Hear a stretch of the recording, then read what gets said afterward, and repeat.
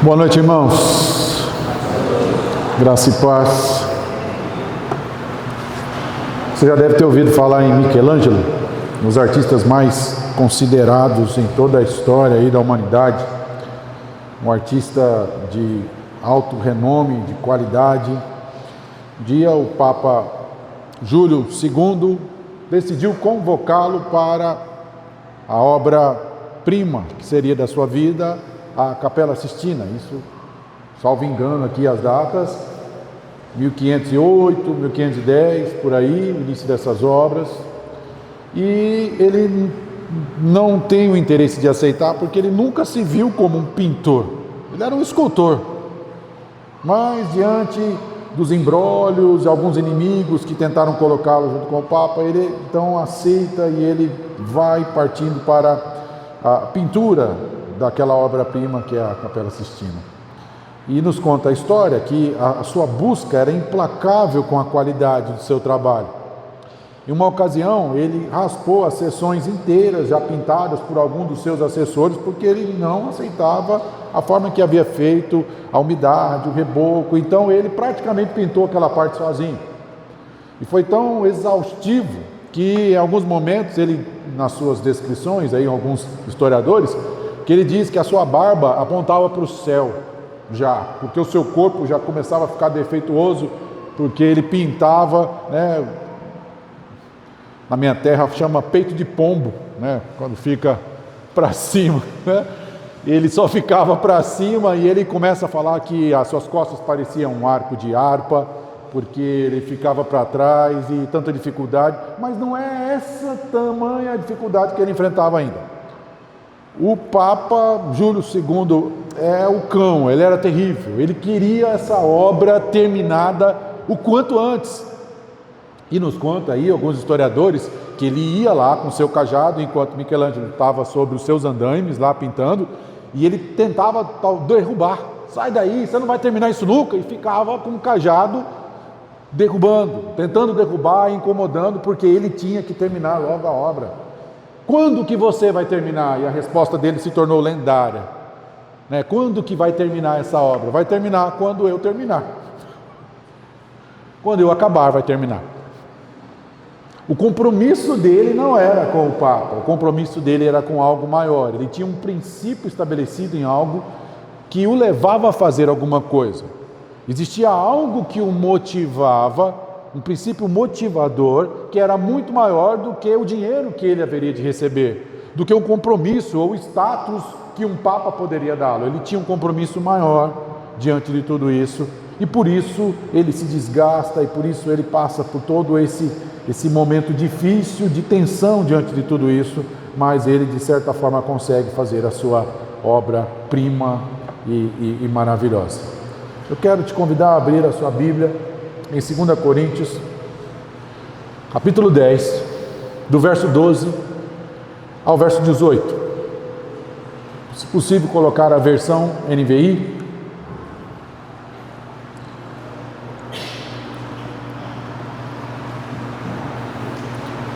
Segunda Coríntios 10, do 12 ao 18. Diz assim a palavra de Deus: não temos a pretensão de nos igualar ou de nos comparar com alguns que se recomendam a si mesmos.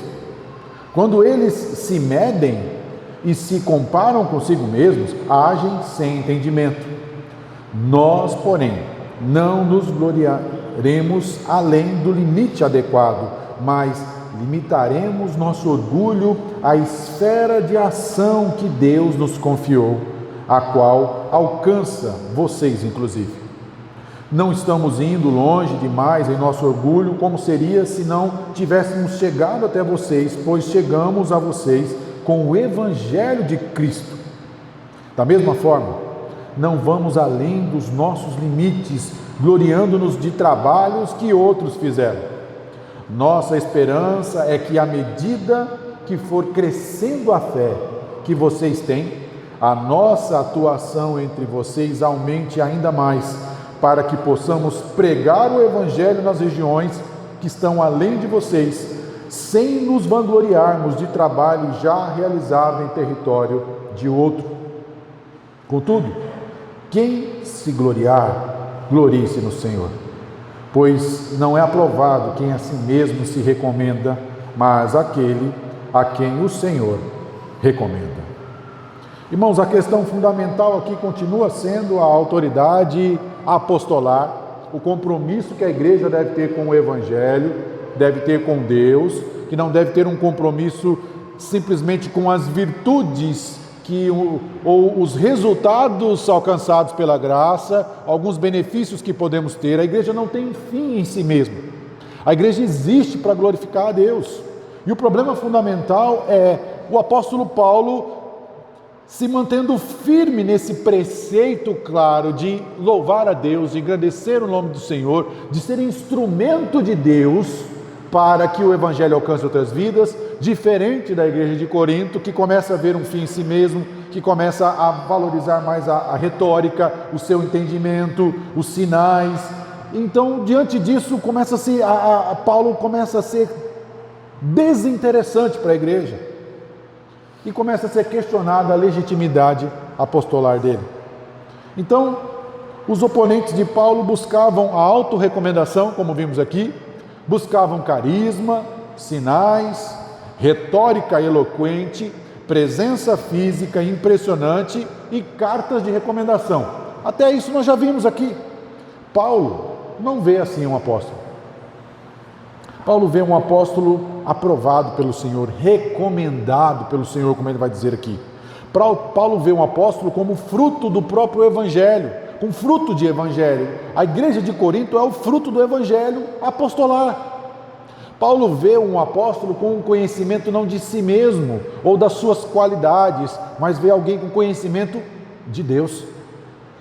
Paulo vê um apóstolo como o poder de Deus sendo realizado em suas limitações e em suas fraquezas. Até aqui nós vimos isso. Então há um confronto ideológico tão claro aqui do que é um apóstolo, do que é um líder apostolar. Então Paulo, ele não é um gênio, né, por mais que o seja, né, mas ele não é um herói carismático, não, ele é um vaso frágil, ele já falou disso, é um vaso frágil que contém o tesouro do Evangelho. Isso é paradoxal. A igreja de Corinto não consegue entender que algo tão precioso como o Evangelho seja colocado em alguém tão frágil, tão limitado, tão sem recursos. E Paulo está falando, pois bem, eu sou assim, e o Evangelho é colocado assim para a glória de Deus, para que Deus seja glorificado, não eu. E ele faz essa comparação, né, das tábuas da lei. Eles não estão vivendo mais nas tábuas da lei, pregando o evangelho da lei, né? Agora eu prego o evangelho da nova aliança. É algo estabelecido pela graça de Deus diante das limitações da fraqueza. O evangelho não é uma doutrina estática ou uma posse pessoal onde eu me torno uma autoridade e um tótem do evangelho e as pessoas têm que se prostrar diante de mim. Não. É o poder que realiza o seu trabalho no mundo do evangelho através de mim. Na instrumentalidade. O Evangelho tem seu curso correndo. Paulo entra na correnteza desse curso do Evangelho e segue. É assim. Ele não tem o poder de conter, de parar isso. Ele é um instrumento desse movimento divino de proclamação do reino de Deus. Ele é instrumento, ele não é o originador da bênção. A igreja de Corinto estava com dificuldade de entender isso.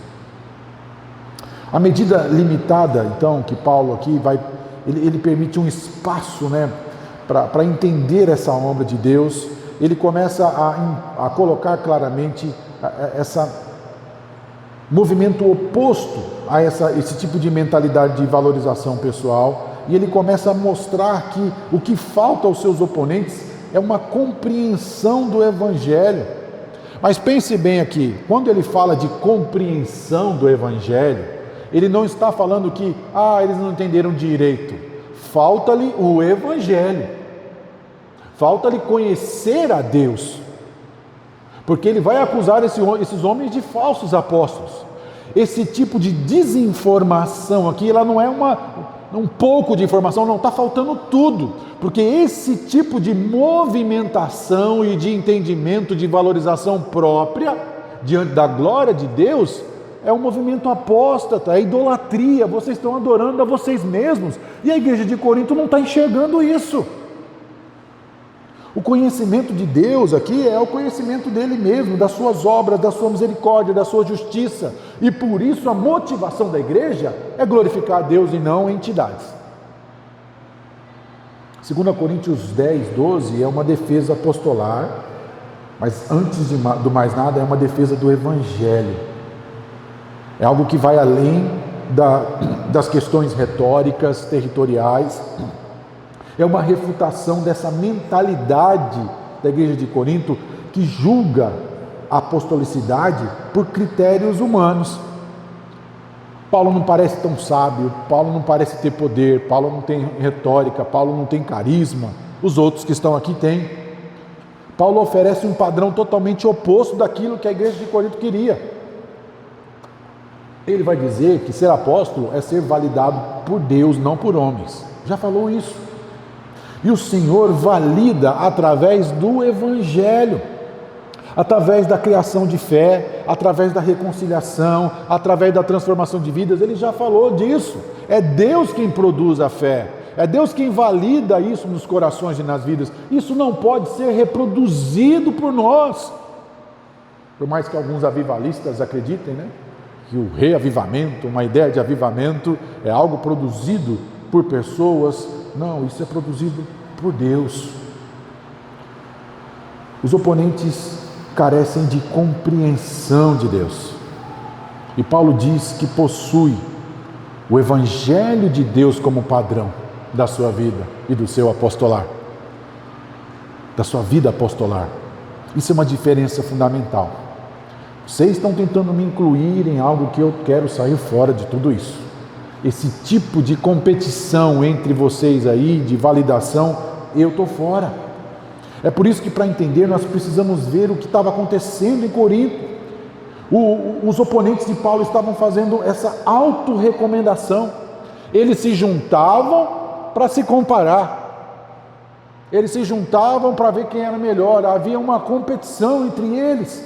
Próprios critérios de sucesso. É um jogo de comparação aqui circular. Eles se mediam por si mesmos, se aprovavam por si mesmos. A aprovação vinha deles mesmos. Eles mesmos entendiam quem era e quem não era bem qualificado, sem usarem ou sem entender o que é o Evangelho. Estavam utilizando a cultura, estavam utilizando a imposição de retórica, de sabedoria, de entendimento, de conhecimento, e se esqueceram que é Deus quem ratifica o Evangelho e também o ministério. E Paulo identifica esse problema teológico. Quando vocês se medem a si mesmos e se comparam consigo mesmos, não têm entendimento. Vocês não têm a compreensão do Evangelho. Isso é uma crítica terrível. E isso não é meramente uma questão moral. Vocês são arrogantes, vocês não entendem a Deus. Vocês são idólatras. Vocês estão usando como próprio critério o entendimento de vocês. Vocês são o Deus de vocês. Então Paulo está falando, como é que eu vou participar disso aí? A igreja de Corinto fica me questionando, fica me comparando com outros apóstolos, eles ficam se comparando, eles ficam me medindo. Eu não vou, não é essa a regra que mede, não é esse o valor que deve ser encontrado. Essas medidas aí são totalmente supérfluas e desnecessárias para uma vida apostolar. Paulo então fala, eu estou fora disso aí, versão NVT. Estou fora. Nisso eu não vou entrar não.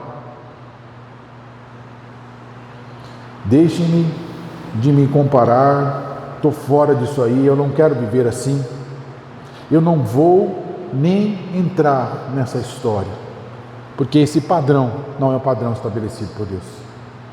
Por isso eu quero falar nessa noite sobre o padrão apostolar, esticado à nossa vivência cristã. Deus tem um padrão estabelecido para usar o seu povo. Deus tem um padrão pelo qual Ele manifesta a sua graça e o seu povo é instrumento. Eu não vejo nenhuma dificuldade de entender que esse padrão estabelecido para a vida ministerial do apóstolo Paulo é um padrão também que se aplica à nossa vivência cristã. Claramente. E o padrão apostolar aqui, nós podemos ver como é que podemos enxergar. Em primeiro lugar, o padrão apostolar, ele não é humano. Não é. Ele é divino. Você pode ver que Paulo se recusa a entrar nessa comparação aqui. Não ousamos nos classificar ou nos comparar com alguns que se recomendam a si mesmos. Estou fora disso aí. Eu não tenho a audácia de entrar nisso. Eu me recuso deliberadamente a entrar nesse jogo. Aqui alguns comentaristas falam de um de um trocadilho utilizado linguístico aqui, porque Paulo vai usar algumas expressões aqui repetitivamente, ele vai usar o prefixo sim, que é uma ideia de junto. Vocês se juntam para isso, vocês se juntam para aquilo, vocês estão sempre se juntando para alguma coisa, se juntando para comparar, para julgar, se juntando para se avaliar, E isso é complicado, porque Paulo vai construir aqui de uma forma irônica. Se você puder olhar no original, você vê isso, Ele usa essa expressão de comparar, de trazer junto, vocês se juntam assim, vocês se colocam lado a lado para ficar olhando um para o outro, para ver quem é o melhor. Vocês se juntam para separar. Vocês se juntam para valorizar aquilo que não compete e que não é valoroso diante de Deus. Quando se comparam consigo mesmos, eles estão trazendo junto as suas realizações, o seu carisma, suas qualidades, e é a partir daí que eles se julgam. Um julgamento totalmente humano. Mas ele não usa só essa expressão de se juntam para comparar. Paulo também usa a expressão, recomendar-se. Vocês se juntam para se recomendar. Mais uma vez usando esse prefixo. Se juntam para isso. Vocês se apresentam a si mesmos. Vocês ficam se recomendando. Vocês estão buscando tão somente a glória própria. Os oponentes estão fazendo isso, estão se recomendando e querem que Paulo também se recomende. Não foi há pouco tempo que eles pediram a carta de recomendação de Paulo? Que audácia! Paulo é o fundador da igreja. Paulo está falando, vocês são a minha carta de recomendação. Vocês querem recomendação de quem?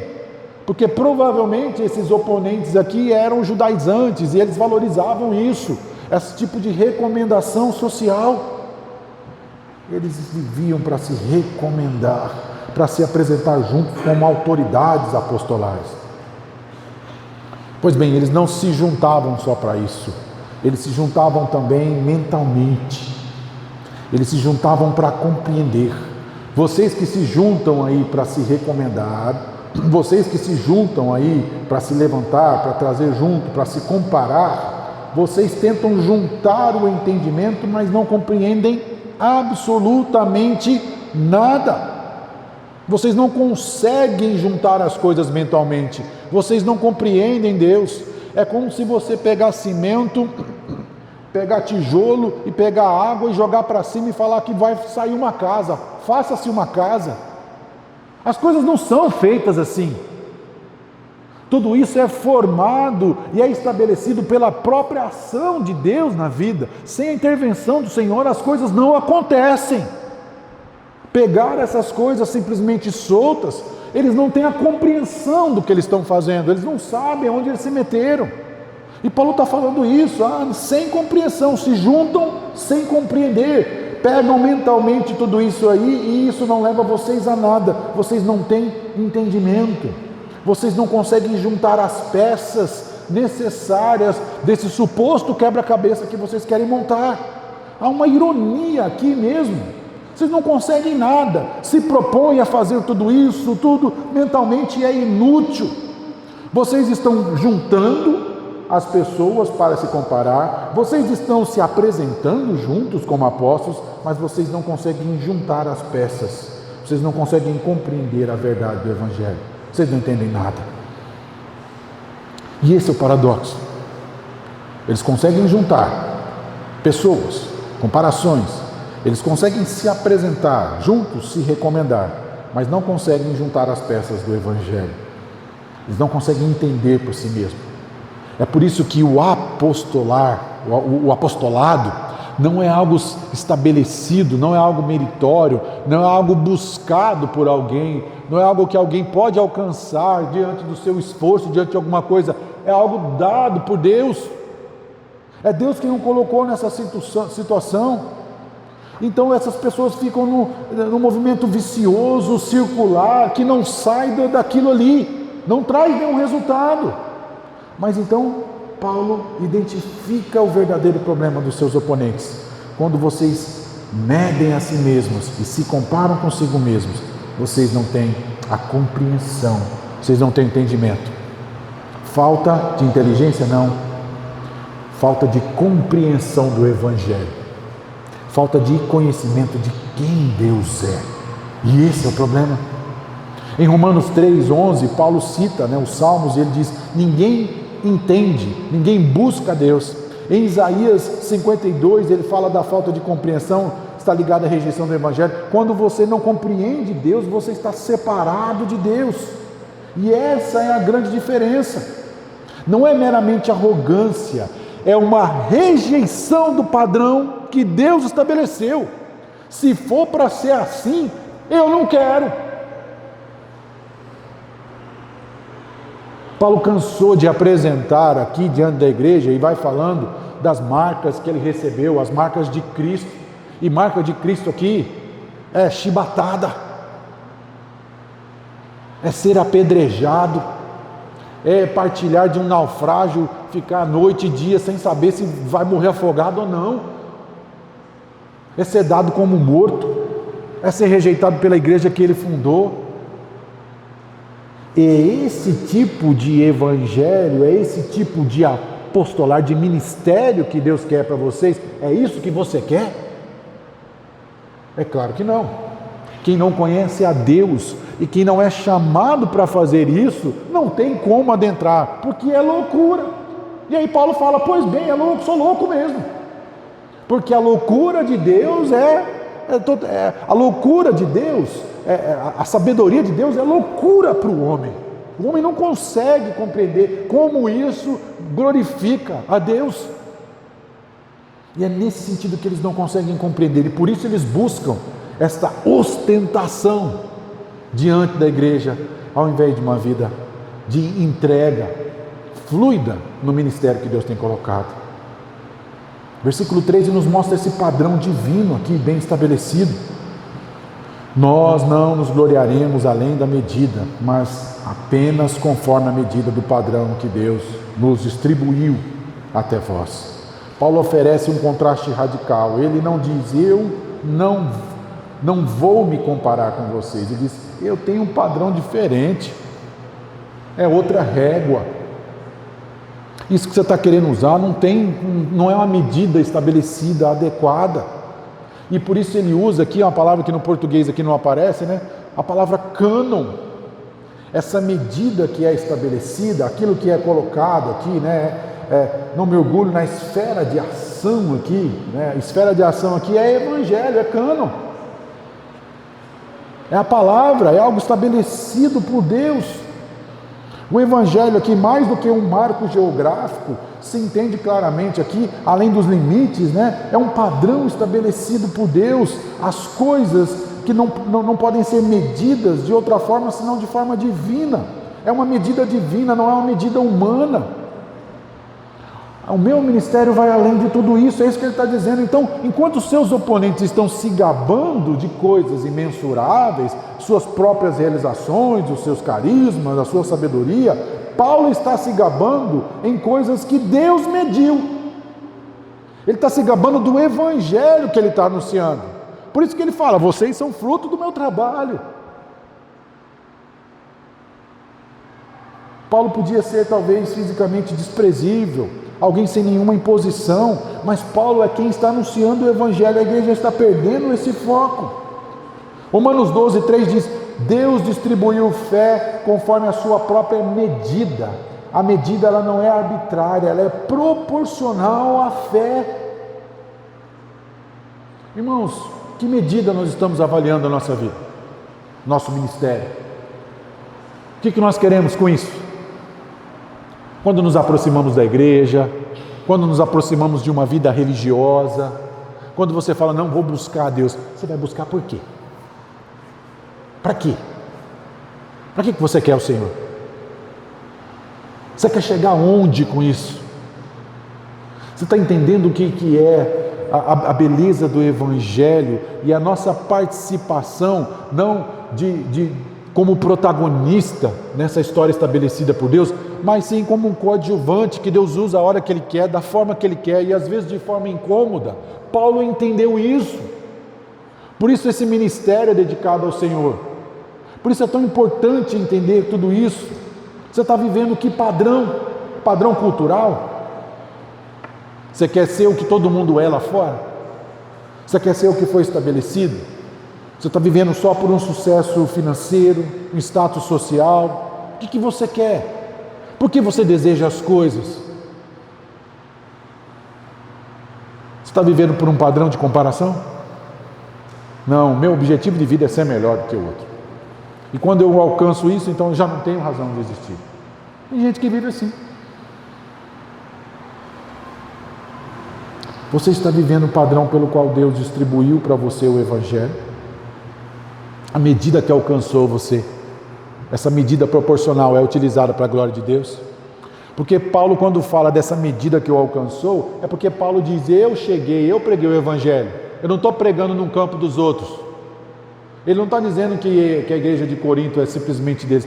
Deus me deu a graça de ser aquele que anunciou o Evangelho para a igreja de Corinto. Então esse é um privilégio meu. Foi Deus que deu. É isso que ele está dizendo.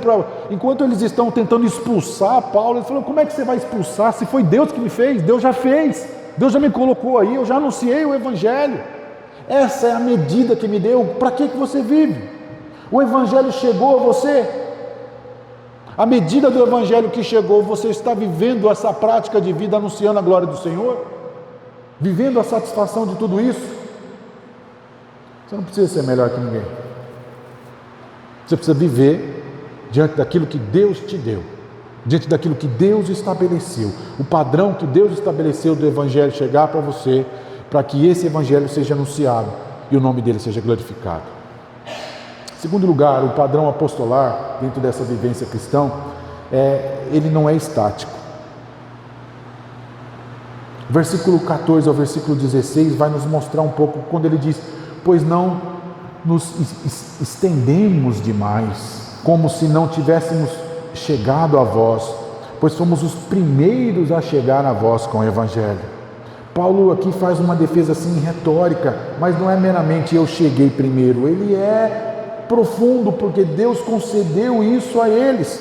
Enquanto eles dizem, talvez que Paulo tenha chegado aqui, ele usa uma expressão, uma rapax legomena, a única palavra utilizada no Novo Testamento, talvez para rebuscar aqui para Paulo. Paulo está falando, não. Eles estão acusando Paulo de ter ultrapassado limites de Corinto, mas foi Deus que concedeu isso para eles. O Evangelho é dinâmico. De certa forma, Paulo está chegando e falando para a igreja assim: olha, presta atenção, gente, eu estou gastando papel, estou gastando tinta, estou escrevendo para vocês, mas o dia que vocês entenderem o Evangelho que eu preguei para vocês, então eu não vou precisar ficar me atendo assim, e vocês vão se engajar comigo na missão que eu tenho em outros lugares, além de vocês. Quando vocês pararem de se preocupar com vocês mesmos, vocês vão entrar na fluidez desse Evangelho que nos guia para anunciar o Evangelho a outros lugares. Paulo não está se gabando de que ele entrou primeiro. Paulo está dizendo claramente que é o padrão que Deus lhe deu, Deus lhe colocou. Eu fui enviado para ser o prisioneiro, essa é a minha medida. Isso foi algo que Deus me deu. Era sobre o Evangelho que Paulo pregava, um Evangelho de reconciliação, não um Evangelho judaizante, não um Evangelho das tábuas da lei, como ele falou lá atrás, mas o Evangelho da nova aliança. Então, quando Paulo diz isso, fomos os primeiros a chegar a vós com o Evangelho, ele está apenas reclamando Corinto claramente: eu trouxe o Evangelho correto para vocês, eu trouxe o Evangelho da reconciliação, e vocês precisam entender isso. Por isso, ele se recusa a se gabar do trabalho alheio. Como no versículo 15, não nos gloriamos além da medida nos trabalhos alheios, mas temos esperança de que com o crescimento da vossa fé seremos muito engrandecidos entre vós, conforme o nosso padrão. Paulo é extremamente irônico. Sabe aquela brincadeira que a gente faz às vezes com aquela pessoa do lado? Eu não sou como fulano de tal, né? Que faz isso, que faz aquilo, eu não sou não sei o quê, eu não sou. Quem está se apropriando do ministério que Deus deu a Paulo são os falsos apóstolos. E aí ele está dizendo, ironicamente, pelo menos eu não faço isso, né? Já viu aquela brincadeira de internet? Pelo menos eu não sou igual fulano de tal. Pelo menos eu não estou fazendo isso. Eu não me glorio numa medida alheia, eu não estou invadindo nada. Pelo contrário, Paulo não está apenas sendo respeitoso, mas ele está dizendo que a sua esperança de fé é que claramente esse evangelho que um dia chegou, cresça e essa igreja seja libertada deles mesmos, seja libertada desse egoísmo, desse pensamento de satisfação em si mesmo, entendendo que o evangelho é doação, é entrega, é se entregar a esse caminho que Deus nos coloca a lugares extremamente distintos, inóspitos, difíceis, mas é assim que o seu nome é glorificado. Paulo não está com recurso retórico, como poderia ser o meu aqui. Paulo está com um discurso prático. Olha, eu fui a Frígia, eu fui a tal lugar, eu fui assim, quero ir para a Espanha, quero ir para outro lugar. Ele demonstra essa disposição de sofrer, sem ter nada. Ele prova diante da igreja. E ele fala desse crescimento de vossa fé. Quando vocês ficarem, não é quando vocês ficarem mais fortes, é quando vocês crescerem em fé no evangelho que eu preguei para vocês. Aí nós seremos muito engrandecidos no meio de vocês. Sabe quando que vai começar a surgir alguma coisa? Quando esse evangelho que vocês foram revestidos no início da vossa caminhada for restaurado diante de vocês, então vocês vão ver que essa caminhada ela é distinta, que a caminhada do evangelho é essa que eu estou trilhando. E quando os coríntios crescerem em fé, Paulo é libertado para uma missão futura. Verso 16: para pregar o evangelho nas regiões além de vocês, sem nos gloriarmos do trabalho já feito em esfera alheia. Paulo fica jogando ponta mesmo. O evangelho não é uma doutrina estática, ela é o poder de Deus que realiza o trabalho no mundo. Paulo não é um originador do evangelho, Paulo, pelo contrário, é um instrumento do evangelho, é o curso do evangelho que vai seguindo e Paulo vai acompanhando tudo isso. Enquanto a igreja de Corinto tem essa dificuldade de aceitar Paulo como alguém que fica indo com todo lugar, que não fica ali, poxa, cadê Paulo? Paulo está viajando para onde? Sei lá, ele saiu aí para pregar o evangelho. E os outros falsos apóstolos estão ali, estão sempre presentes, estão sempre se impondo, estão sempre exigindo, estão sempre se colocando, e aí eles começam a falar, parece-nos mais conveniente esses falsos apóstolos aqui, do que um apóstolo aí mitigante, do que um apóstolo viajante, itinerante. E Paulo está falando, pois bem, o evangelho é dinâmico, ele não é estático.